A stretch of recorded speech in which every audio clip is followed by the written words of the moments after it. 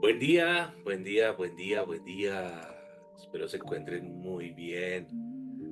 Saludos a toda la familia Arquitectos de Vida y bueno, a todos los que nos escuchan ahí en el canal de YouTube de Arquitectos de Vida. Club de Lectura Crecer.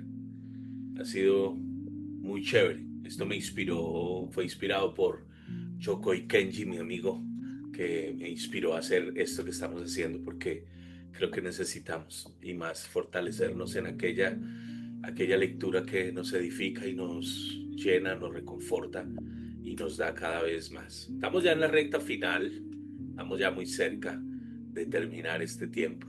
Capítulo 14. Acércate a él. Ese es el título. Puedes atreverte a acercarte a él porque él te ha extendido su invitación eterna. Él te ha extendido su invitación eterna. Dice, en este último capítulo voy a abordar un lado, dice, un lado más práctico. Perdón un segundo. Listo. Un lado más práctico de acercarnos al que nos ama tan ricamente. Pero hacer eso, esto podría compararse a darle un instructivo detallado al que está a punto de casarse sobre cómo entrar en intimidad en la alcoba. Solo se puede enseñar hasta cierto punto y el resto fluye del corazón. Y precisamente en eso yace la belleza de la intimidad. Florece de nuestro corazón, no se enseña desde nuestra mente. Al acercarnos al Señor necesitamos recordar que hemos sido creados a su imagen. Así como nuestras emociones son diferentes, también las suyas. Así como necesitamos ser sensibles a los estados de ánimo de un amigo, también deberíamos de serlo con los del Señor. Por ejemplo, hay momentos en los que debemos entrar en su presencia con cántico, otras veces con quebrantamiento, tiempo para entrar con libertad y momentos para entrar temblando. Vamos a experimentar tiempos de risa y tiempos de llorar, tiempos de guerrear con su ayuda contra las fuerzas de las tinieblas y tiempos de paz y tranquilidad en su maravillosa presencia. Un ejemplo de estos últimos contrastes sería un hogar bajo la amenaza de ataque de bandidos. Supón que los bandidos están a punto de abrir la puerta trasera. Imagínate que en ese momento uno de los hijos se acerca a su padre, que está buscando un arma diciéndole, papá, yo creo que eres el mejor. Siempre nos provees, eres divertido e inteligente. El padre interrumpiría a su hijo fríamente diciéndole, este no es momento para que me hables de tus sentimientos. Ve y toma tu bate de béisbol y acompáñame a la parte trasera de la casa. Tienes que recordar que nosotros, la Iglesia de Jesucristo, somos la casa de Dios. Hay enemigos verdaderos. Así que en momentos he entrado en oración y el impulso del Espíritu Santo era luchar. Y la manera en la que me ha guiado a pelear ha sido variada también. Puede ser por medio de hablar la palabra, orar fuertemente en el espíritu o incluso mediante fuertes alabanzas como Josafat y el ejército de Israel. Segunda de Corintios 2:20 al 24, léelo. No solo nosotros debemos ser sensibles a la atmósfera, sino ser sensibles a cómo llevar a cabo su deseo también. De vuelta a nuestro ejemplo, miremos el otro lado de la moneda. Imaginemos la misma casa, todo está bien y el padre está descansando cerca de la chimenea. Esta vez su hijo entra con su casco puesto y con el bate de béisbol en las manos gritando, vamos a darle duro, papá. El padre podría mirarlo y decirle, hijo, no hay nada contra qué pelear por el momento. ¿Por qué no te sientas aquí junto a mí y disfrutamos de nuestra compañía? Estoy seguro que ahora puedes pensar en muchos otros escenarios semejantes. Incluso hay varios momentos y temporadas de oración. Las escrituras hacen referencia a cualquiera de las mencionadas anteriormente y más. La clave es conocer lo que está en el corazón de Dios en el momento. ¿Cómo te sientes si tu amigo viene a ti con sus propios intereses en mente? ¿Cómo se siente un padre si su hijo solo se acerca para hacerle peticiones? ¿Abrirías tu corazón a los egoístas o a los que no tienen compasión.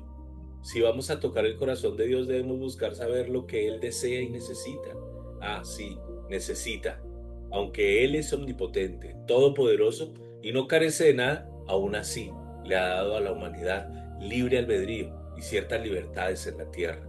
Al hacerlo se volvió vulnerable a causa de la caída del hombre, junto con las fuerzas de las tinieblas para desviarlo, atraparlo y atormentarlo. Hay muchos en necesidad y dolor. Él anhela moverse a su favor y espera que alguien clame por ellos. Por esta razón vas a encontrar que el Señor está sumamente cerca de los intercesores y trae su ayuda por la gracia de Dios a las personas en dolor. Jesús dijo en el trono del juicio, Mateo 25, 35, 36, porque tuve hambre y me disteis de comer, tuve sed y me disteis de beber, fui forastero y me recogisteis, estuve desnudo y me cubristeis, enfermo y me visitasteis, en la cárcel y vinisteis a mí. Aquí ves al Señor de gloria, el que posee toda la autoridad y poder en el universo, diciendo que estaba en necesidad. Su necesidad es nuestra, aquellos a los que Él ama, porque dice, en cuanto lo hicisteis a uno de estos mis hermanos más pequeños, a mí lo hicisteis. Mateo 25:40. Los que interceden, los que dan ayuda física, predican la liberadora palabra de Dios, sanan heridas por medio del poder de Dios y demás, van a encontrar su corazón más rápido que nadie más.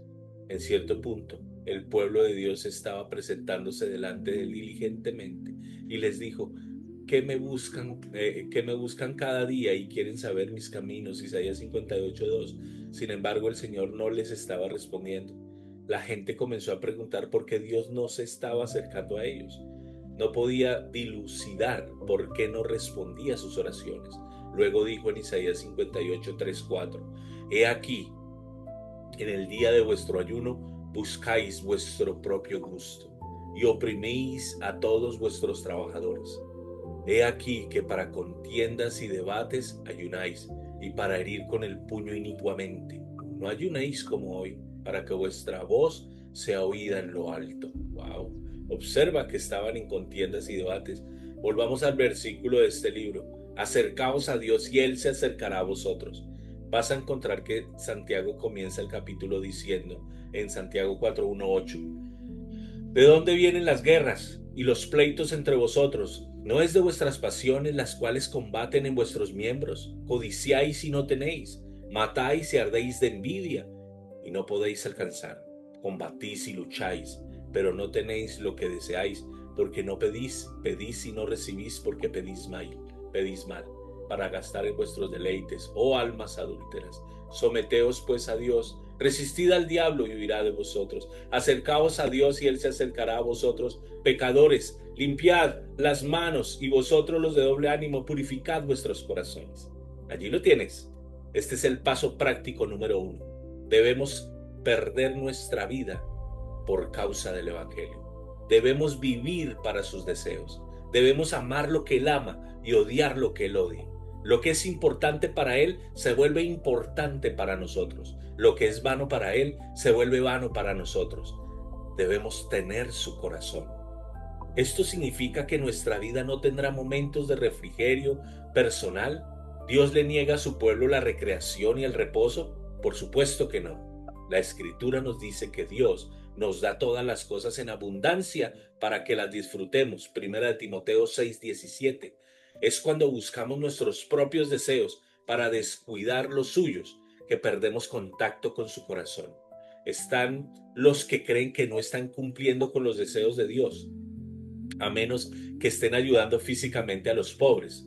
Si esto fuera cierto, entonces ¿por qué cuando las viudas estaban en necesidad, Pedro dijo, no es justo que nosotros dejemos la palabra de Dios para servir a las mesas? Buscad pues, hermanos, de entre vosotros a 7 varones de buen testimonio, llenos del Espíritu Santo y de sabiduría, a quienes encarguemos de este trabajo. Y nosotros persistiremos en la oración y en el ministerio de la palabra. Hechos 6:2-4. Pedro se dio cuenta de que había quienes podrían ministrar las necesidades de los pobres mediante alimentarlos con la palabra de Dios y otros que podían satisfacer sus necesidades físicas. Pero todos tienen una cosa en común. Perdón. Están satisfaciendo las necesidades de Jesús, porque tuve hambre y me disteis de comer. Los que tienen el interés del Señor en su corazón son los que van a acercarse con mayor facilidad a Él. Moisés era un hombre así, porque pastoreó el pueblo de Dios con los intereses del Señor en mente. Él era sensible al corazón de Dios y tenía una rica comunión con Él. Dios habló de Josías, que era un buen líder, y dijo de él: Él juzgó la causa del afligido y del menesteroso, y entonces estuvo bien. ¿No es esto conocerme a mí?, dice Jehová. Jeremías 22:16. Los que llevan a cabo sus ministerios bien, sea ayudando, presidiendo, enseñando, administrando, dando y demás, van a acercarse a Él con mayor facilidad que los que tienen sus propios programas impulsando su vida e incluso su ministerio, porque el Señor mismo dijo: ¿no es esto conocerme a mí? El siguiente consejo práctico que se les puede dar a los que se acercan al maestro se encuentra en el siguiente pasaje: Eclesiastés 5:1-3. Cuando fueres a la casa de Dios, guarda tu pie y acércate más para oír que para ofrecer el sacrificio de los necios, porque no saben que hacen mal. No te des prisa con tu boca, ni tu corazón se apresure a proferir palabra delante de Dios, porque Dios está en el cielo y tú sobre la tierra. Por tanto, sean pocas tus palabras, porque de la mucha ocupación viene el sueño, y de la multitud de las palabras la voz del necio. Vamos a aislar la primera parte. Leemos: acércate más para oír que para ofrecer el sacrificio de los necios. He descubierto que hay muchos que cada vez que se acercan a Dios vienen hablando y cantando o cantando. Esto es ciertamente válido. No obstante, he encontrado mucho éxito en acercarme a Él en silencio y escuchar antes de decir una palabra o cantar una canción de alabanza. Ciertamente, estaba con el pastor de una iglesia grande y poderosa. En la comida me dijo: John, he llegado a un punto en el que le he dicho al Señor: estoy cansado de venir a esta habitación cada mañana y escucharme a mí mismo hablar sin ninguna respuesta. Así que hasta que no me hables, voy a venir aquí cada mañana solo a escuchar. Pasaron varias mañanas porque el Señor estaba probando la sinceridad de su corazón, pero una mañana entró a la habitación y de pronto el Espíritu Santo comenzó a hablar. Fue en este periodo que Dios le dio las revelaciones más poderosas que le ha dado y las proclamó delante de su gente durante varias semanas. Su vida de oración había sido revolucionada. He aprendido que una manera sumamente poderosa de entrar a la presencia de Dios es tomar mi Biblia y leer un pasaje, especialmente de Salmos o del Nuevo Testamento. No muchos versículos, sino solo uno, y algunas veces incluso medio versículo para meditar en él, y luego leer lentamente otro, y de un momento a otro la presencia de Dios se manifiesta. Entonces dejo de leer y me enfoco solo en él para que me enseñe lo que ha de venir.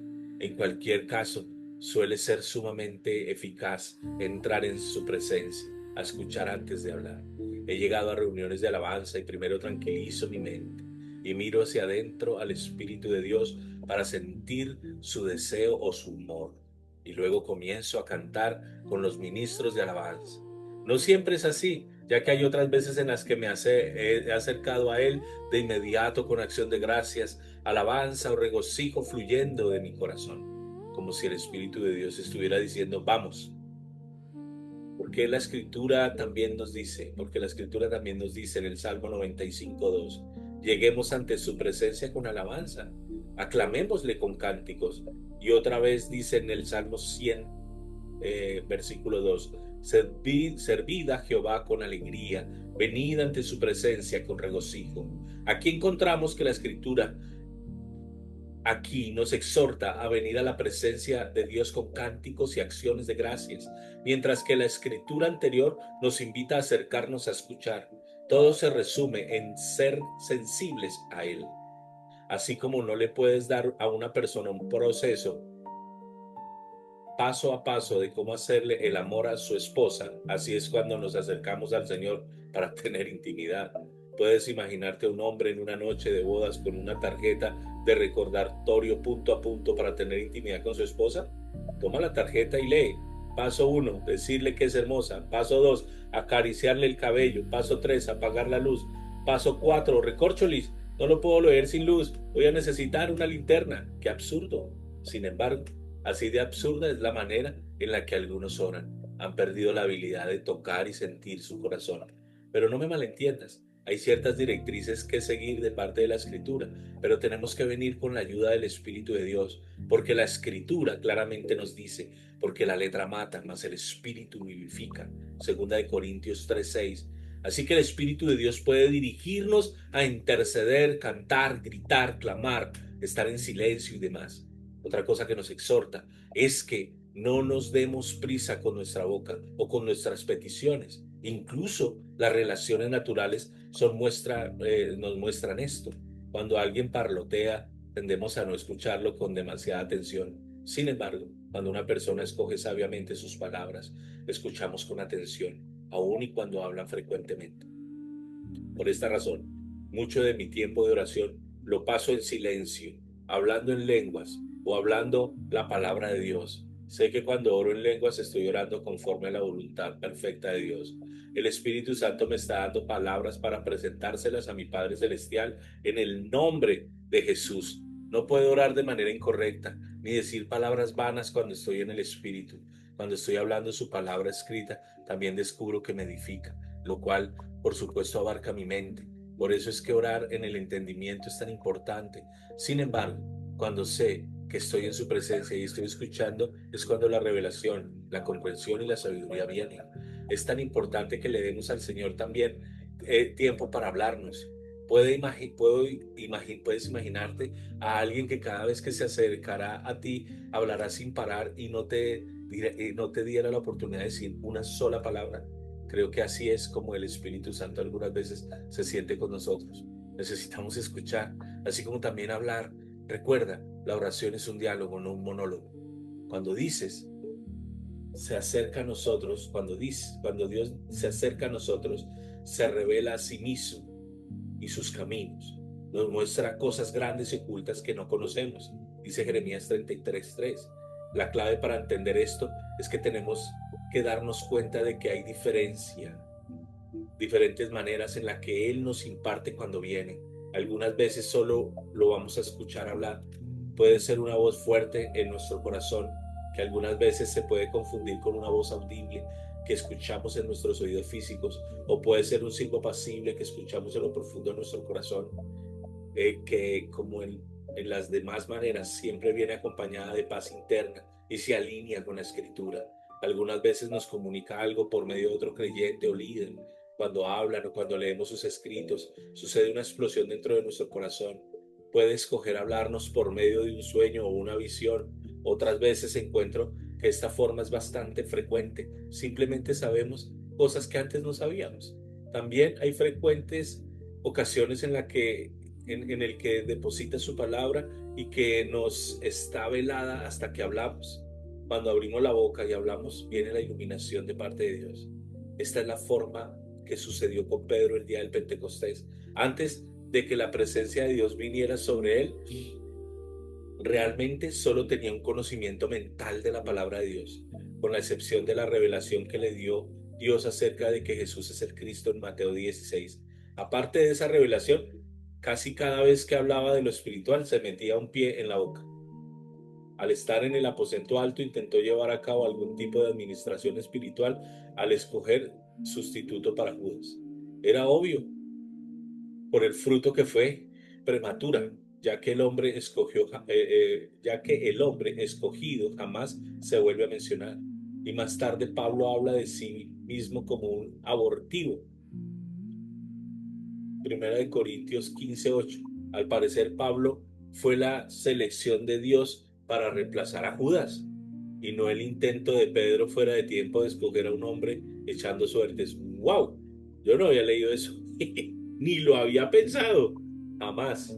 En esencia, Pedro, en lo espiritual, parecía estar continuamente fuera de tiempo. No obstante, una vez que Dios se acercó a él, en pocos instantes estaba hablando un mensaje profundo y poderoso acerca de Joel y los Salmos, para explicar lo que les acababa de suceder a los 120. No podía haber estudiado un mensaje tan profundo en los momentos antes de que las multitudes se juntaran, ahora casi instantáneamente había adquirido un conocimiento que nunca había tenido antes. No solo Pedro, sino también todos los demás y todos los demás instantes después de que la presencia de Dios vino sobre ellos, comenzaron a hablar las maravillas de Dios. Hechos 2:11. Así que en esencia hay maneras divinas en las que Él nos imparte cuando se acerca, pero algo es seguro: nunca seremos los mismos en todas y cada una de las veces que se acerque. Una palabra final. Como dije en el primer capítulo de este libro, este mensaje no tiene el propósito de ser un mensaje de cómo, porque la intimidad nunca ha sido un proceso paso a paso.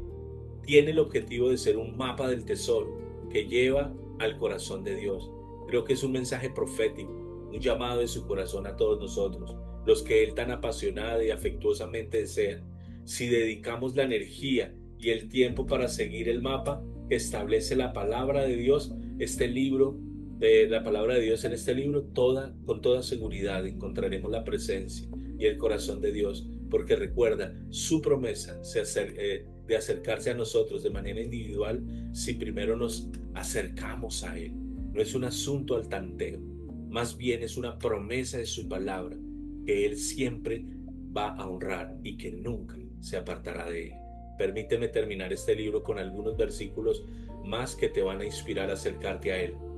Proverbios 3:32. Porque Jehová abomina al perverso, mas su comunión íntima es con los justos. Salmo 73:28. Pero en cuanto a mí, el acercarme a Dios es el bien. Salmo 145:18-20. Cercano está Jehová a todos los que le invocan, a todos los que le invocan de veras. Cumplirá el deseo de los que temen, oirá asimismo el clamor de ellos y los salvará. Jehová guarda a todos los que le aman. Jeremías 30:21. Y le haré llegar cerca, y él se acercará a mí. Porque ¿quién es aquel que se atreve a acercarse a mí? Dice Jehová. Puedes atreverte a acercarte a Él, porque Él te ha extendido su invitación eterna. Así que conságrate a ser uno de los que moren en su presencia. Él te está esperando. ¿Qué estás esperando? Acércate a Él. Judas 24:25. Y aquel que es poderoso para guardaros sin caída y presentaros sin mancha delante de su gloria con gran alegría, al único y sabio Dios, nuestro Salvador, sea gloria y majestad, imperio y potencia, ahora y por todos los siglos. Amén y amén. Aleluya. Terminamos, pero voy a leerles.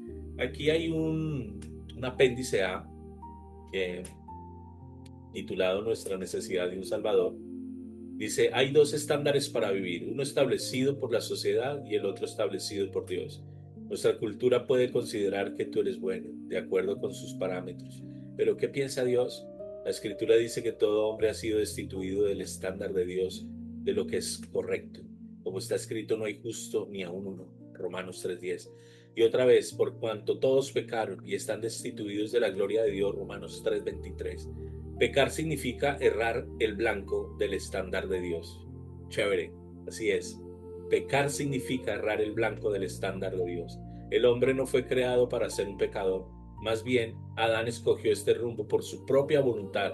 Dios colocó al primer hombre, Adán, en un mundo hermoso, sin enfermedad, sin dolencia, pobreza o desastres naturales. No había temor, odio, contienda, envidia y demás.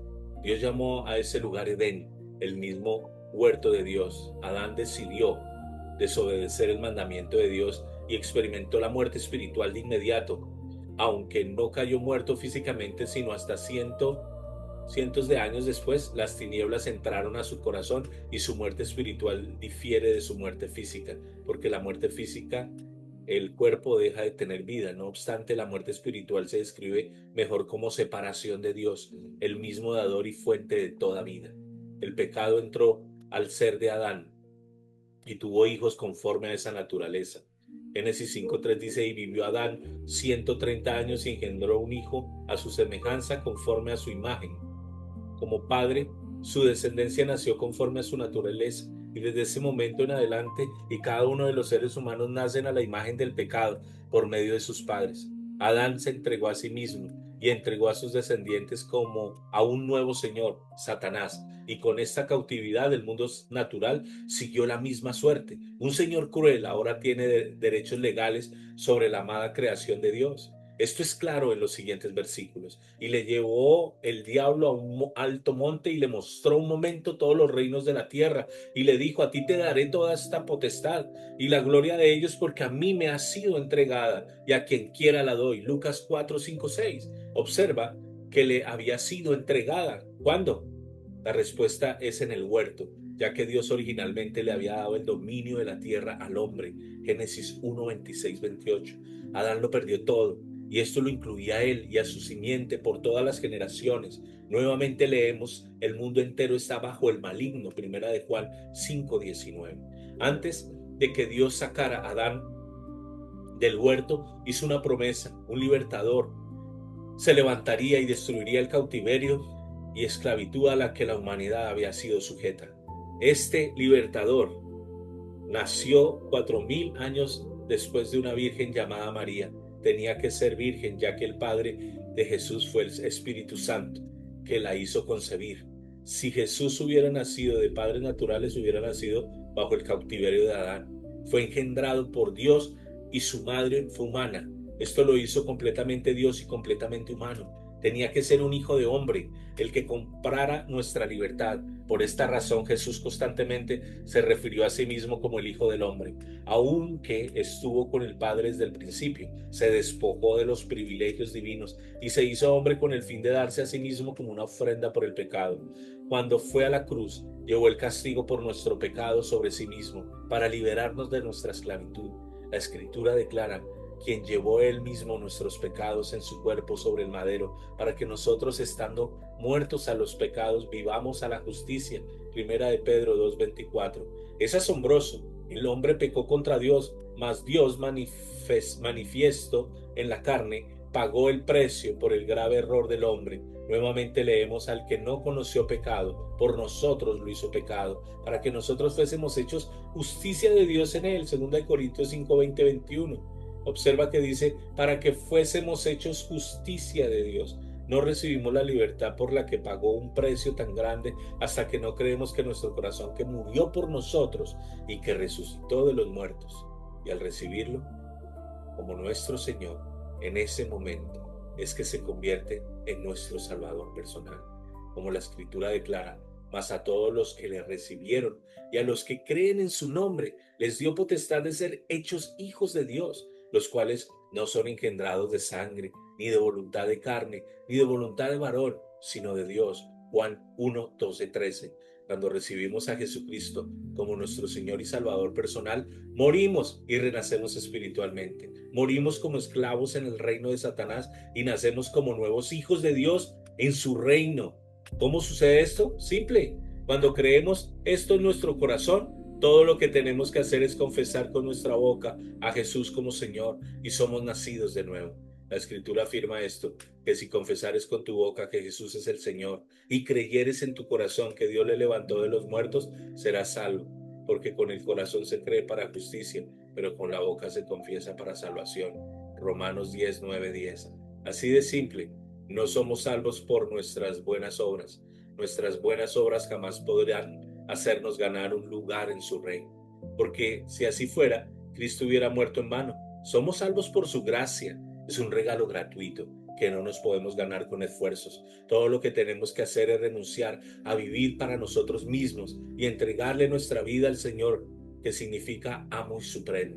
Y por todos murió, para que los que viven ya no vivan para sí, sino para aquel que murió y resucitó por ellos. Segunda de Corintios 5:15. Así que si crees que Cristo murió por ti y estás dispuesto a darle tu vida y ya no vivir para ti mismo, entonces podemos hacer esta oración juntos y vas a convertirte en un hijo de Dios. Dios en el cielo, reconozco que soy pecador y que he sido destituido de tu estándar de justicia. Merezco ser juzgado por la eternidad por mi pecado. Gracias por no dejarme en este estado, porque creo que enviaste a Jesucristo, tu único Hijo, que nació de la Virgen María para morir por mí y llevar mi castigo en la cruz. Creo que Él resucitó. Aleluya. Creo que Él resucitó al tercer día y que ahora está sentado a tu diestra como mi Señor y mi Salvador. Así que en este día, aleluya, menciona el día, la fecha y la hora. Entrego mi vida por entero al señorío de Jesús. Jesús, te confieso como mi Señor y mi Salvador. Entra en mi vida por tu Espíritu y transfórmame en un hijo de Dios. Renuncio a todas las cosas de las tinieblas de las cuales alguna vez me tomé. Y desde este día en adelante ya no vivo para mí mismo, sino para ti, que te diste a mí para que pueda vivir para siempre. Gracias, Señor. Mi vida ahora es completa en tus manos y en tu corazón. Y de acuerdo con tu palabra, nunca seré avergonzado. Amén y amén. Ahora has sido salvo y eres un hijo de Dios. Todo el cielo se está regocijando contigo en este momento. Bienvenido a la familia de Dios. Ahora, ¿cómo ser lleno del Espíritu Santo? Recibir la llenura del Espíritu Santo es tan fácil como recibir a Jesús como tu Señor y Salvador. Algunos luchan, se desaniman y no pueden recibir muchas veces debido a la falta de instrucciones básicas bíblicas antes de pedir ser bautizados. He aprendido que siempre es mejor mostrarle a los creyentes lo que Dios dice antes de orar, ya que esto desarrolla la fe para recibir. Así que antes de que te guíe en oración para recibir, primero permíteme enseñarte. Nota, es importante que hayas terminado de leer el capítulo 11 antes de avanzar. Primero que nada, ya debes haber recibido a Jesucristo como tu Señor y Salvador personal. Juan 14:17. No puede existir un patrón continuo de desobediencia en tu vida. Se nos dice que Dios da su espíritu a los que le obedecen, Hechos 5:32. He aprendido por experiencia que esto especialmente incluye el área de la falta de perdón. En nuestras reuniones he visto muchas veces como cientos de personas reciben el Espíritu Santo y comienzan a hablar en lenguas, mientras que una docena o un par de los cientos que quedan mirando sorprendidos de los demás. En casi todos los casos, al abordar a esos pocos que no reciben, descubro que el Señor me guía a tratar con resentimientos en sus vidas. Una vez que los creyentes perdonan de inmediato, reciben y comienzan a hablar en lenguas. Así que antes de ir más allá, oremos juntos.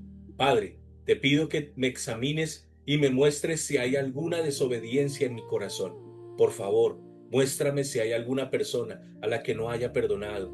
He decidido, he, he decidido obedecer y perdonar sin importar lo que me reveles. Te pido esto en el nombre de Jesús y muchas gracias. Para recibir al Espíritu Santo, todo lo que tienes que hacer es pedirlo. Jesús simplemente dice que padre de vosotros, si su hijo le pide pan, le dará una piedra, o si pescado en lugar de pescado le dará una serpiente, o si le pide un huevo le dará un escorpión. Pues si vosotros, siendo malos, sabéis dar buenas dádivas a vuestros hijos, ¿cuánto más vuestro Padre Celestial dará al Espíritu Santo a los que se lo piden? Lucas 11:13. Simplemente está diciendo que si nuestros hijos nos piden algo que queremos darles, no les vamos a dar algo diferente y malo. De la misma forma, si le pides al Padre por su espíritu, no te va a dar un espíritu maligno. Todo lo que Dios tiene que hacer es pedir, todo lo que tienes que hacer es pedirle al Padre en el nombre de Jesús y vas a recibir al Espíritu Santo. Tienes que pedir con fe. El, el, el Nuevo Testamento nos dice que es imposible recibir de Dios sin fe. Santiago 1:6-7 dice, pero pida con fe, no dudando nada, porque el que duda es semejante a la onda del mar, que es arrastrada por el viento y echada de una parte a otra. No piense pues que tal haga, que recibirá alguna cosa del Señor. Así que pregúntate en este momento, ¿cuándo voy a recibir? ¿Será cuando hable en otras lenguas o en el momento en que pida? Tu respuesta debe ser en el momento que pida, porque en el reino creemos y luego recibimos. Los que no tienen fe dicen ver para creer, pero Dios dice todo lo que pidiereis orando, creed que lo recibiréis y os vendrá. Mateo 11:24, aleluya. Observa que crees primero y luego recibes lo que has pedido. Hechos 2:4 dice, y fueron llenos del Espíritu Santo y comenzaron a hablar en otras lenguas, según el Espíritu les daba que hablasen. Observa que ellos eran los que hablaban en lenguas, no el Espíritu Santo. Ellos tenían que hacerlo a medida que el Espíritu Santo les daba las palabras. Así hay que rendirse. puedo estar dentro de un río de corrientes rápidas, pero si no levanto los pies y me rindo al fluir del río, no voy a fluir con él. Así que hay tres áreas que debemos de rendir. Primero, nuestros labios.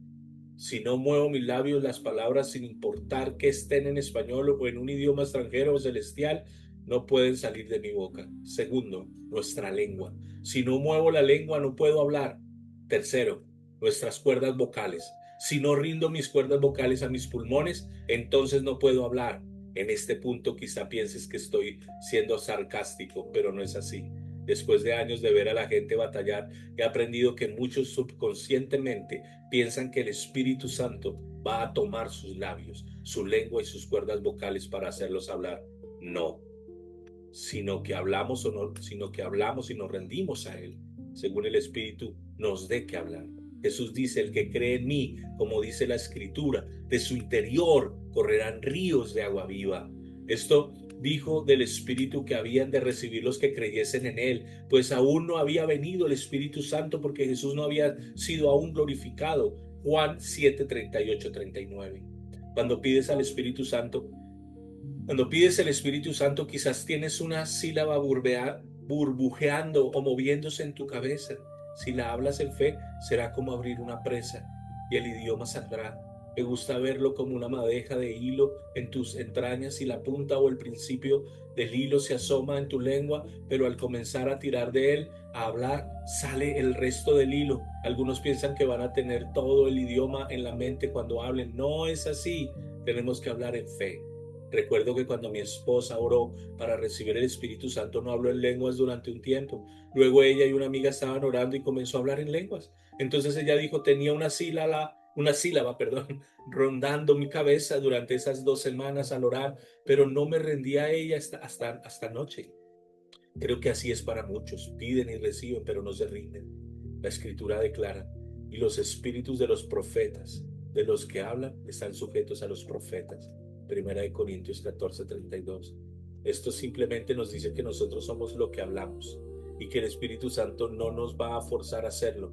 Recuerdo que al siguiente día, después de que fui bautizado en el Espíritu Santo, ya no sabía cómo volver a orar en lenguas. Así que me acerqué a otro hermano en el gimnasio y le pregunté: ¿cómo puedo hacerlo otra vez? Él me dijo: John, solo hazlo. Salí a correr y comencé a hablar en lenguas mientras corría. Estaba sobrecogido de gozo. Debemos de recordar que el Espíritu Santo siempre está listo. Nosotros somos los que debemos rendirnos. Es como una fuente de agua. El agua siempre está allí. Todo lo que hay que hacer es darle vuelta a la llave y sale el agua. Así que ora en lenguas frecuentemente.